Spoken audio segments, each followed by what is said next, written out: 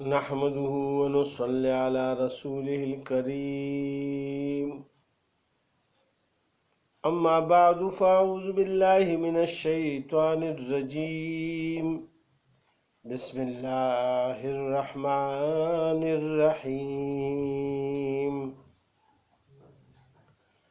يا أيها الناس اتقوا ربكم الذي خلقكم من نفس واحدة وخلق منها زوجها وبث منهما رجالا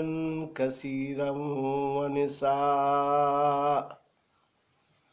واتقوا الله الذي تساءلون به والأرحام إن الله كان عليكم رقيبا وآتوا اليتامى أموالهم ولا تتبدلوا الخبيث من الطيب ولا تأكلوا أموالهم إلى أموالكم إنه كان حوبا كبيرا وإن خفتم ألا تقسطوا في اليتامى فانكحوا ما طاب لكم من النساء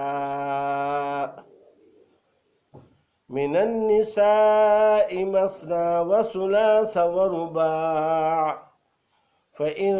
خفتم ألا تعدلوا فواحدة أو ما ملكت أيمانكم ذلك أدنى ألا تعولوا وآتوا النساء صدقاتهن نحلة فإن طبن لكم عن شيء منه نفسا فكلوه هنيئا مريئا صدق الله العظيم۔ السلام علیکم میرے بھائیوں بہنوں، آج اللہ سبحانہ و تعالیٰ کی فضل و کرم سے ہم سورہ نساء کو شروع کر رہے ہیں۔ اب سورہ نساء جیسا کہ اس کے نام سے ظاہر ہے، یہ عورتوں کے بارے میں جو حقوق ہے ان کے بارے میں یہ سورت زیادہ تر ان میں احکامات ہیں اول میں، باقی اس میں اور بھی احکامات ساتھ ہی ساتھ آئیں گے۔ اللہ سبحانہ و تعالیٰ فرماتے ہیں یا ایہا الناس، اے لوگو، اتقوا ربکم الذی خلقکم، ڈرتے رہو اپنے رب سے جس نے پیدا کیا تم کو، من نفس واحدۃ، ایک جان سے، وخلق منہا زوجہا، اور اسی سے پیدا کیا اس کا جوڑا، وبث منہما رجالا کثیرا ونساء، اور پھیلائے ان دونوں سے بہت مرد اور عورتیں، واتقوا اللہ الذی، اور ڈرتے رہو اللہ سے، الذی تساءلون بہ والارحام، جس کے واسطہ سے سوال کرتے ہو آپس میں، ان اللہ کان علیکم رقیبا، اور خبردار رہو قرابت والوں سے، بے شک اللہ تم پر نگہبان ہے۔ اس پہلی آیت میں اللہ سبحانہ و تعالیٰ نے اپنے سے ڈرنے کے لیے فرمایا ہے کہ اللہ کا ڈر اور خوف دل میں رکھ کر دنیا میں زندگی بسر کرو۔ جب تک اللہ سبحانہ و تعالیٰ کا ڈر انسان کے دل میں نہ ہو تو اس کی اصلاح نہیں ہو سکتی۔ جب اللہ کا خوف آ جاتا ہے تو اس کے تمام ظاہری اور باطنی اعمال درست ہو جائیں گے، اور اگر اللہ کا خوف نہ ہو تو پھر تو جو مرضی ہے وہ کر لے، کیونکہ اس کو انجام کی فکر ہی نہیں ہے۔ اللہ کا خوف ہی نہیں ہے کہ مجھ سے جواب طلبی ہوگی، مجھ سے پوچھ ہوگی، میں پھر زندہ ہوں گا اور دوبارہ اللہ سبحانہ و تعالیٰ کے سامنے کھڑا ہوں گا، تو اس کو تو یہ فکر ہی نہیں ہے، تو پھر جو مرضی ہے کر لے۔ اسی لیے سب سے پہلے اللہ سبحانہ و تعالیٰ نے جو فرمایا ہے یا ایھا الناس اتقوا ربکم، اے لوگو اپنے رب سے ڈرو، پھر اللہ سبحانہ و تعالیٰ نے اس کے ساتھ ہی اس کو اپنی خلقت کی طرف دھیان کرنے کے لیے فرمایا، الذی خلقکم من نفس واحدۃ، اس ذات سے ڈرو جس نے تم سب کو ایک جان سے پیدا فرمایا۔ حضرت آدم علیہ السلام کا پتلا اللہ سبحانہ و تعالیٰ نے مٹی سے بنوایا اور پھر اس میں اپنا روح پھونکا، اور اس روح کے ذریعے سے اللہ سبحانہ و تعالیٰ نے اس کو ہڈی اور پوست کا انسان بنا دیا، اس میں خون چلنے لگا، رگیں پھولنے لگی، اور ہر ایک چیز، بینائی آ گئی، سماعت آ گئی، اور یہ دماغ نے کام شروع کر دیا، یعنی ہر عضو نے کام شروع کر دیا۔ تو اللہ سبحانہ و تعالیٰ نے سب سے پہلے جو قدرت دکھائی ہے انسانیت کو کہ میں سب کچھ کر سکتا ہوں۔ اللہ سبحانہ و تعالیٰ قدیر ذات ہے، اس نے جو یہ کائنات پیدا فرمائے ہیں ان کو ایسے آزاد نہیں چھوڑا ہے کہ یہ بس اپنے مرضی سے چل رہے ہیں اور کام کر رہے ہیں، بلکہ ان چیزوں کو جب بھی اللہ سبحانہ و تعالیٰ کا حکم ہوتا ہے تو یہ مانتے ہیں۔ لہذا اللہ سبحانہ و تعالیٰ نے انسان کو مٹی سے پیدا فرمایا اور پھر اس کو حکم کیا، وہ انسان میں تبدیل ہو گیا۔ دوسری قدرت اللہ سبحانہ و تعالیٰ نے پھر یہ ظاہر فرما دی کہ چونکہ وہ آدم علیہ السلام تو مرد تھے، تو مرد سے اللہ سبحانہ و تعالیٰ نے اسی کی عورت حضرت حوا علیہ السلام کو پیدا فرمایا بائیں پسلی سے۔ تو یہ اللہ کی قدرتیں ہیں، اس میں عقل نہیں چلتی، لہذا اگر ہم عقل سے یہ سوچ لیں کہ یہ کیسے ہوا، تو اس کا ایک نظارہ حضرت عیسیٰ علیہ السلام کے معجزات میں بھی ہوا ہے کہ جب وہ ایک پرندے کو مٹی سے بناتے تھے اور پھر اس کی شکل بنا کر اس میں پھونک دیتے تھے تو وہ اڑ جاتا تھا اور وہ پرندہ بن جاتا تھا، تو اس کے پر بھی آ جاتے تھے اور اس کے چونچ بھی آ جاتے تھے اور اس کے تمام اعضاء اس میں اللہ سبحانہ و تعالیٰ کی قدرت سے آ جاتے۔ تو اس معجزے میں اللہ سبحانہ و تعالیٰ نے یہ دکھا دیا کہ جب یہ میرا پیغمبر اس میں پھونک مارتا ہے اور اس کو میں نے یہ معجزہ دیا ہے اور یہ مٹی سے بنا کر اس نے پرندہ بنایا اور پھر اس میں پھونک دیا تو وہ اڑنے لگا،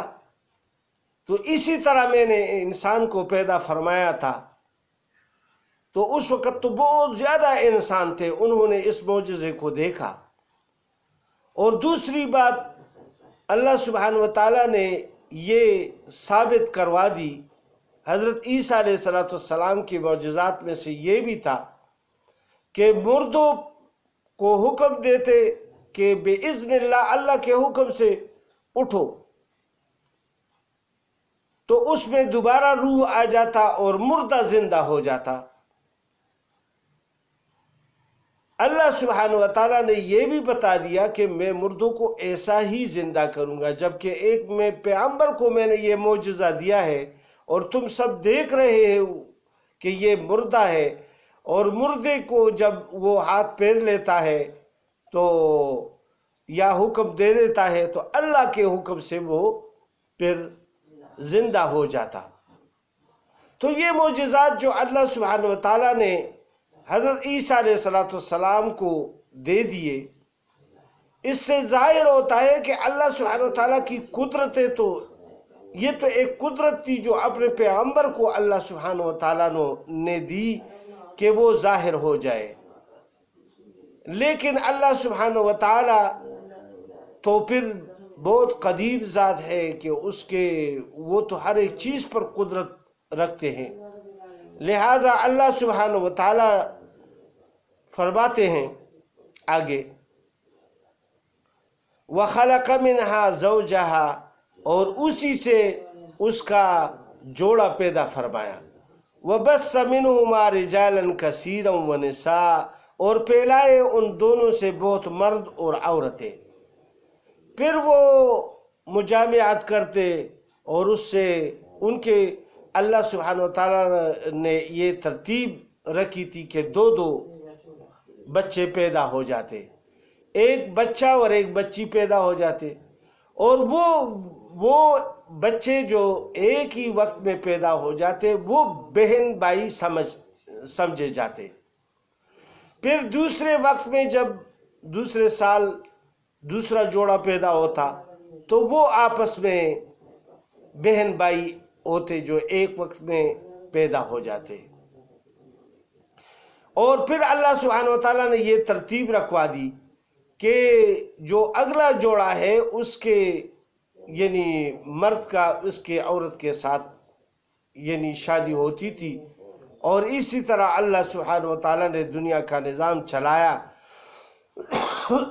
جب تک کہ بہت زیادہ لوگ نہیں ہوئے تھے۔ اس کے بعد پھر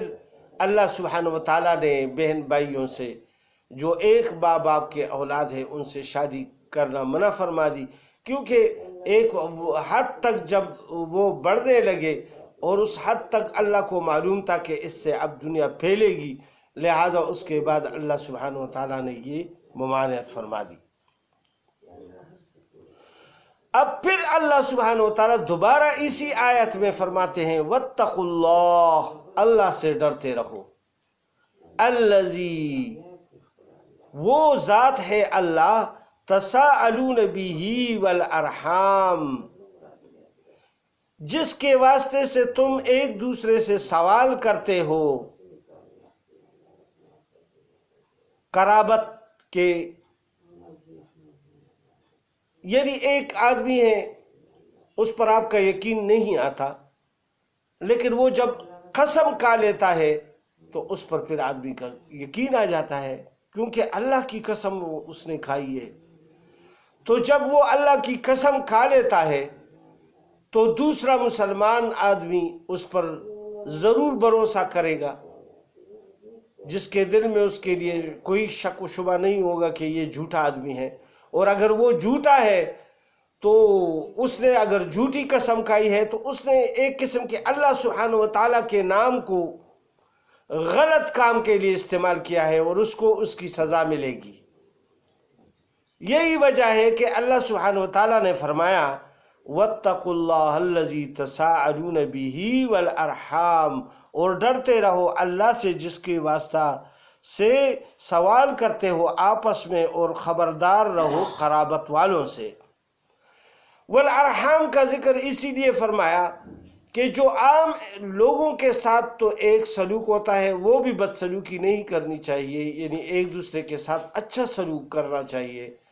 لیکن جو اپنے رشتہ دار ہیں ان کے ساتھ پھر یعنی سب سے زیادہ یعنی اچھا سلوک کرنا چاہیے۔ اور پھر رشتہ داروں میں پھر جتنی رشتہ داری زیادہ قریب ہوتی ہے اتنی ہی زیادہ یعنی زیادہ حقوق ہوتے ہیں ایک دوسرے پر، جس طرح کے اولاد پر والدین کے حقوق ہوتے ہیں اور